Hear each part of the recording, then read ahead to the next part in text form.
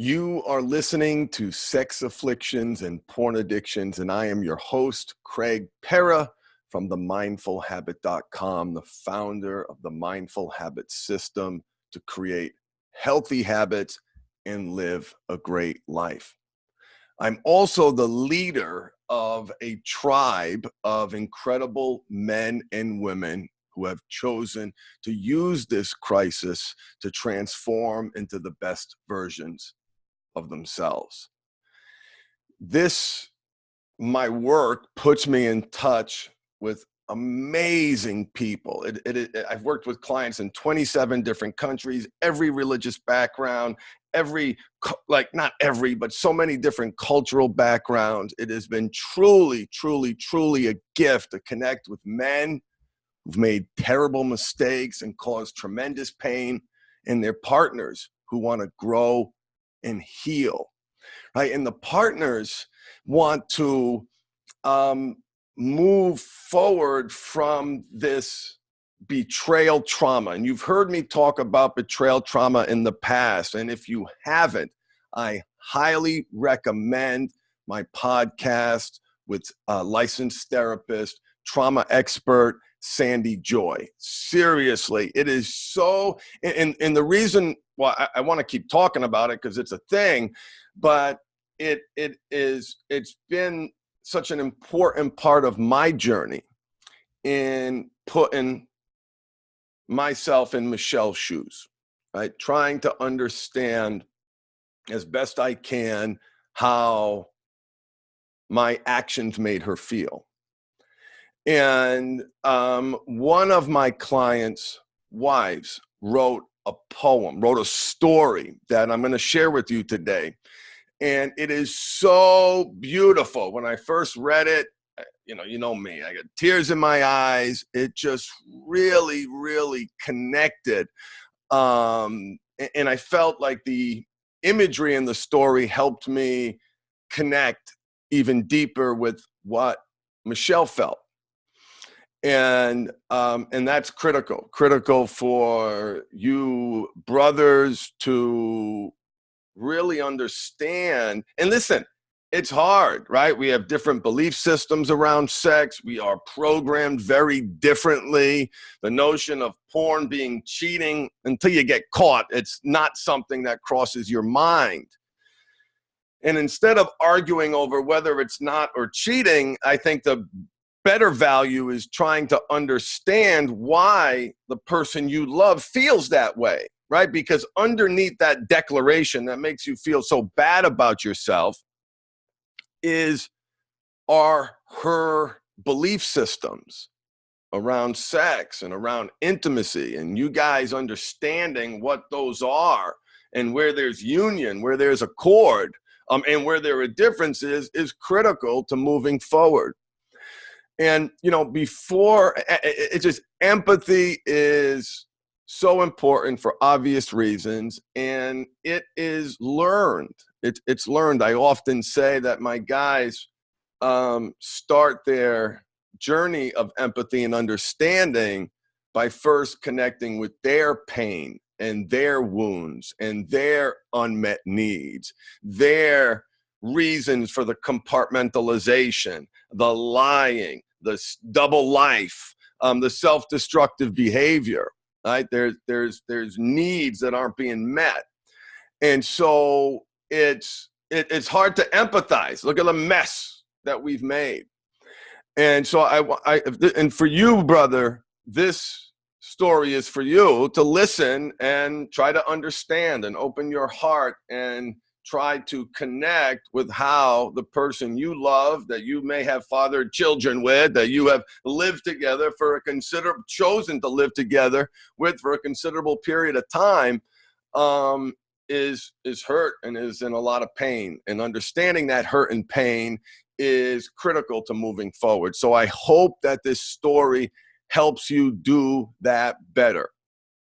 But before I jump into the story, I want to share with you what I think one of the biggest mistakes that partners make is that they do not get help for themselves. They stay stuck reacting. They're like almost constantly in this place where they feel emotionally unsafe. They're often unhappy and unhealthy. The world of sex addiction and porn addiction is a world that they may have been forced to enter, but it is not the end of the journey. It is just the beginning. And for the partners that stay in this place, it's so unhealthy. It's so painful. I mean, literally, the quality of your relationship either adds years to your life or subtracts years for your life. So everybody right now listening to your podcast, listening to this podcast right now, ask yourself, is my core relationship, if I had to pick one, adding years to my life or subtracting years from my life? Really, really think about it. Force that binary this or that kind of question. I like questions like that. And they stay stuck. Something has been done to them. And this is flawed for a number of reasons, but two I just want to highlight because it has been such an incredible joy. I feel like my mission in helping partners is part of me, like restoring the karmic balance because of all my trials and tribulations and failures. And it's so anyway, it's important to me. And I love when a partner is brave and joins our partner empowerment group. And by the way, the partner program that we have, and I'm going to have an offer for you partners who may feel stuck, who may feel like they're at a time in their life where it's time to prioritize themselves. It's time to put themselves first. I'm going to make it easy for you. So if you stick around to the end, I'll let you know exactly what you can do to take advantage and to start moving forward in an aggressive way. I mean, life is too short to suck. But why partners need help? Because betrayal trauma is a thing. It is a real, like, impactful thing that lives in you, being lied to and manipulated by the person closest to you, the person that you're supposed to trust, truly rocks your world. Massive impact, triggered all the time, constant unsafety, affecting you physiologically. The other reason that in my almost universal experience, and I say almost to make room for the reality that there's someone who didn't fit into this category, I have not yet had that experience yet. Not that I can recall. And that is that the betrayal trauma that the partners that has been inflicted upon them sits on top of pre-existing traumas. Call it stacked trauma, childhood stuff. It's hard being a woman. And so many women had sexually assaulted. Just start there. I think the number is 3 out of 5. Their upbringing around sexuality often was poisonous. They may have been physically abused, emotionally abused, sexually abused, or neglected in some capacity. And the unique challenge of being a woman, it's just really, really hard. And things that happen to you in your developmental years have a legacy. They stay with you. They stay with you. So then my experience, that betrayal trauma is stacked on top of pre-existing traumas. And last is putting the trauma stuff aside. If that doesn't resonate with you, the fact is that there are always opportunities to grow. There are always things to learn. There are blind spots to expose, traumas to heal, wounds to mend, ways to communicate better, tools to create different outcomes so you learn and grow from conflict, which is inevitable in any relationship. So learn how to grow from it instead of it tearing you apart and making your life worse. Making your life worse. So anyway, to help you connect with the betrayal trauma, how this part of you may have been injured, and to the extent that that shines a light on healing that part, great. Like I said, at the end of this broadcast, I'm going to give you an easy way to get started on yourself with literally no charge, zero. And that's my partner empowerment group. So we're going to talk about that. But first, I want to read this story. And it's imagery really, really spoke to me, and I hope it speaks to you. And we'll call the author of this A. I'll use her first initial, but A wrote this and sent it to me and allowed me to share it, which I am very, very grateful for. Thank you for giving me the opportunity, A, to use your creation to touch other people's lives. So let's get started. Once upon a time, in a cold and windy month of November, a beautiful butterfly was born. Well, actually, the butterfly was not that beautiful at the very beginning of her life. Some butterflies were even thinking she was ugly. However, her heart was amazingly beautiful. The butterfly was happily flying with other butterflies among flowers in endless, colorful, and fragrant meadows. She was flittering from one flower to another, enjoying the variety of their colors, shapes, and scents. It was so much fun to stick her nose into those furry faces and feel how the delicate aromas were wrapping her whole body and making her head spin. In spite of her love for flowers, the butterfly's favorite game was to fly up high, closer to the sun, and feel the warmth from the rays playing on her wings. She loved that freedom of the skies. There was nothing of that usual hassle prevailing down on the ground where most butterflies were spending their days. Nothing was distracting her from watching others, savoring the beauty of this world from high above, and dreaming. Yes, she could see and feel much more than many of her friends. Most of all, she dreamt about how one day he will come into her life and wrap her up with his warm, soft wings. She dreamt how they will be flying high in the skies together, feeling the gentle touch of each other's wings. She dreamt that when she'll get tired, his strong wings will carry them both higher and higher. She dreamt that these wings will cover her during frightful night storms. Even though she had friends, none of them wanted to fly closer to the sun. They were afraid that their delicate wings would get burned. Yes, oftentimes she felt lonely. The butterfly was intently trying to sight those mighty wings among myriad of butterflies flittering everywhere. There were a couple times she thought she found them, but those were illusions. Yes, they looked soft and strong, but not strong enough to carry them both. She felt she had to be that strength and pull them up. Hence, she was still alone, fighting against strong wind gusts with no one to shield her. One sunny summer day, when she almost lost her hope, the butterfly spotted someone unusual on the horizon. He didn't look like other butterflies in her meadow. There was something unusual about him. She thought she would give it a try. She was so happy to find out that he also enjoyed observing the beauty of the world from high above. It was so easy with him. She felt herself in heaven.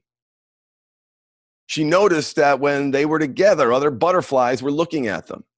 She thought it was because he looked so exotic, till one day she saw her reflection in a puddle left after the rain. She was mesmerized by her reflection. She was not a fragile, pale moth anymore. Her beautiful wings were shimmering with all the colors of the rainbow. They were very soft and so strong that they could carry anybody as high as they wanted. He was very proud of his new friend. He loved to have those beautiful pair of wings flying by his side. He loved how playful, extraordinary, and exceptional she was.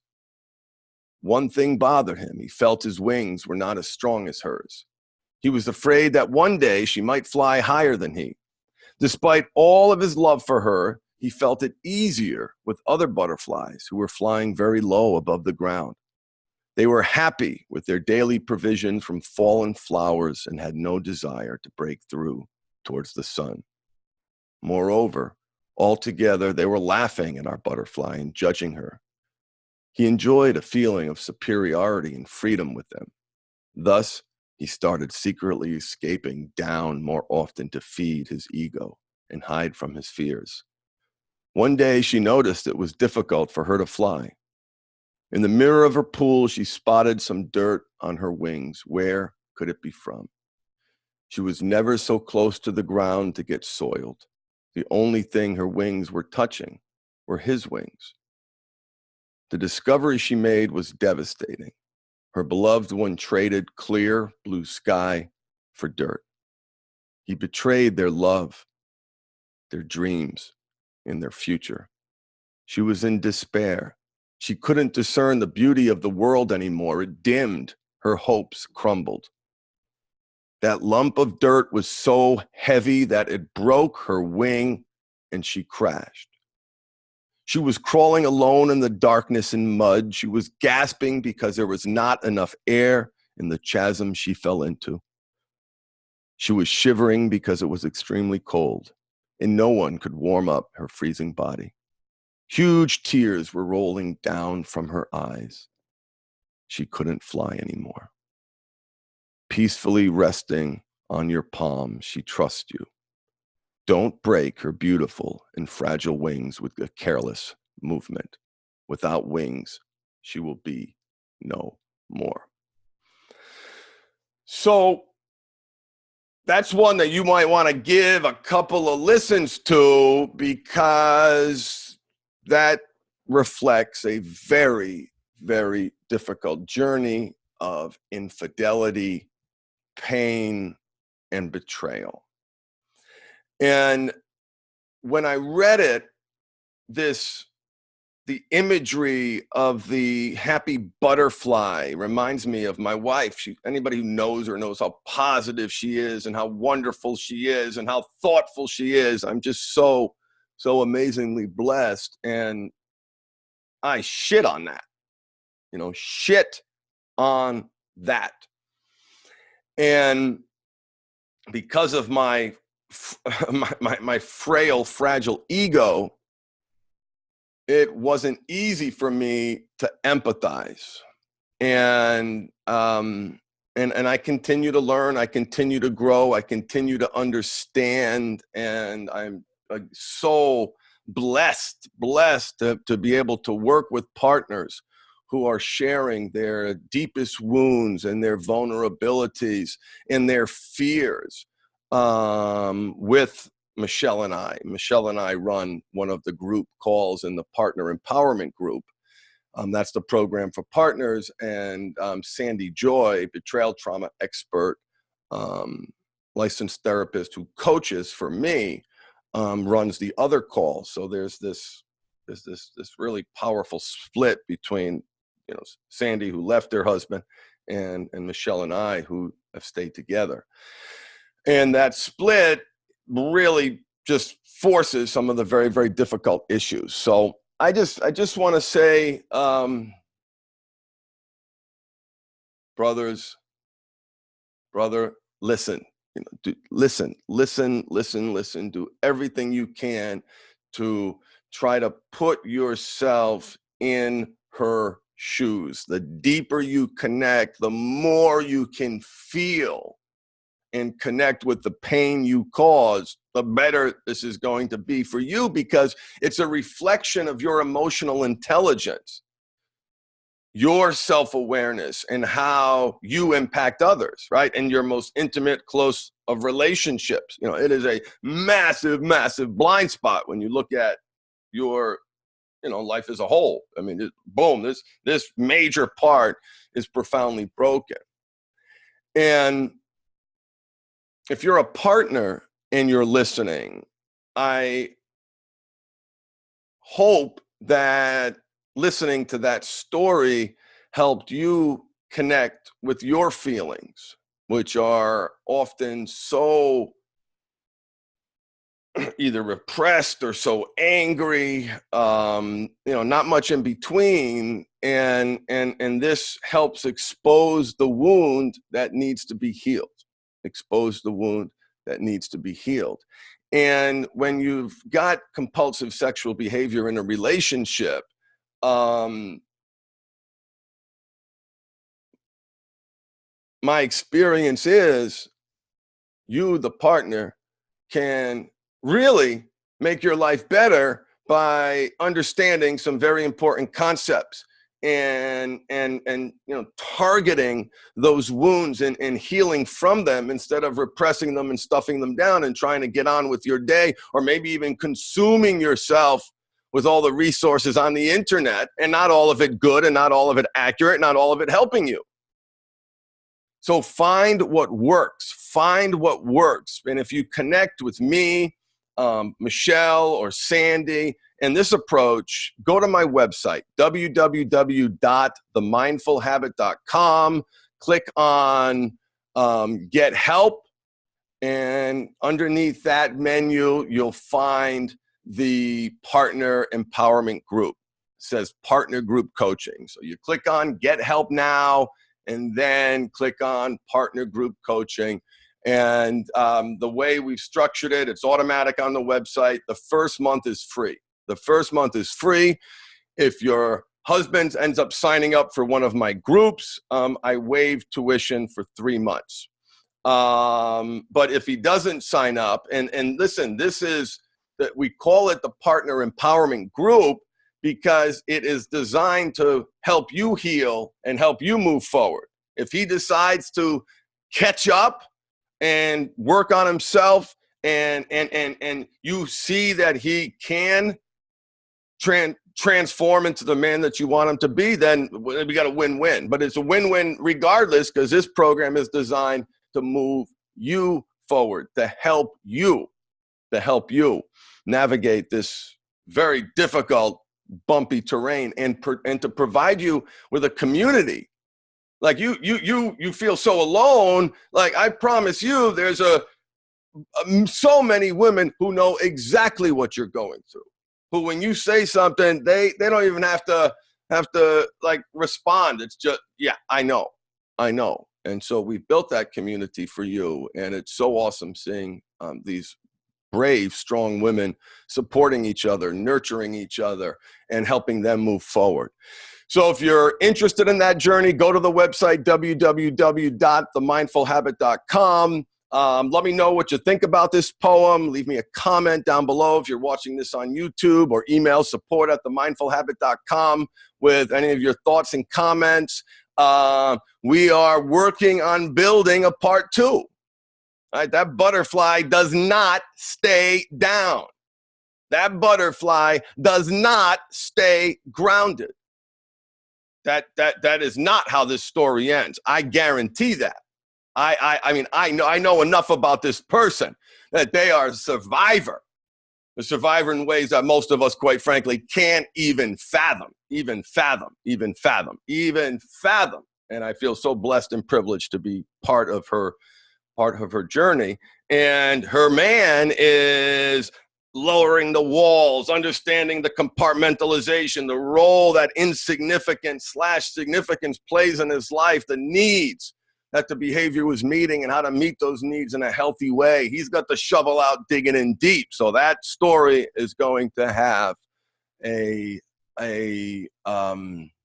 I'm looking forward to chapter 2. I am really, really looking forward to chapter 2. And when that comes, I'm going to share it with you. Thank you so much for spending your time with me. This is Craig Pera with Sex Afflictions and Porn Addictions. Embrace your power of choice and feed the right wolf inside you. Bye, everybody.